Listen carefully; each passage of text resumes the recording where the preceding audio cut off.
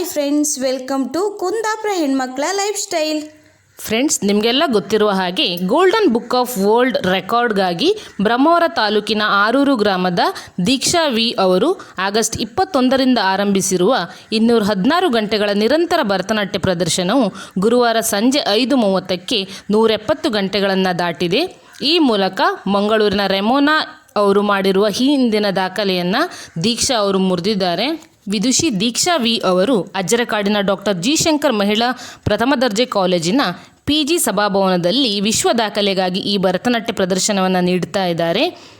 August 21ರಂದು ಮಧ್ಯಾಹ್ನ 3:30ಕ್ಕೆ ಈ ನೃತ್ಯ ಪ್ರದರ್ಶನ ಪ್ರಾರಂಭವಾಗಿದ್ದು 9 ದಿನಗಳಲ್ಲಿ 216 ಗಂಟೆಗಳ ಕಾಲ ಪೂರ್ಣಗೊಳಿಸುವ ಗುರಿಯನ್ನು ದೀಕ್ಷಾ ಹೊಂದಿದ್ದಾರೆ.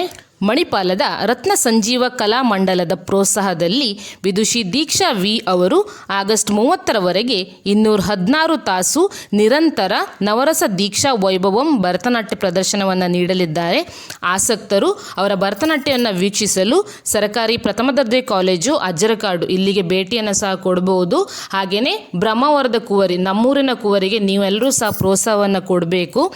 ಈಗಾಗಲೇ 170 ಗಂಟೆಗಳ ಕಾಲ ನಿರಂತರ ಭರತನಾಟ್ಯ ಮಾಡಿ ಹೊಸ ರೆಕಾರ್ಡನ್ನು ಕ್ರಿಯೇಟ್ ಮಾಡಿರುವ ದೀಕ್ಷಾ ಅವರು ಇನ್ನೊಂದು ಹೊಸ ದಾಖಲೆಯನ್ನು ಕ್ರಿಯೇಟ್ ಮಾಡಲಿಕ್ಕೆ ಹೊರಟಿದ್ದಾರೆ.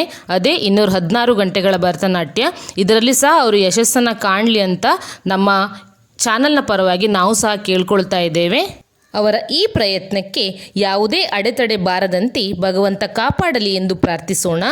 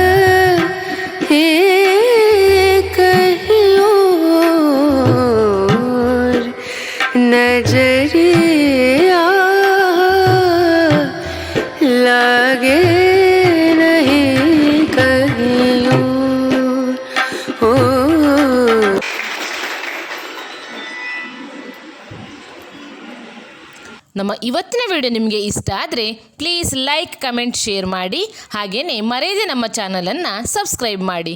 Thank you friends.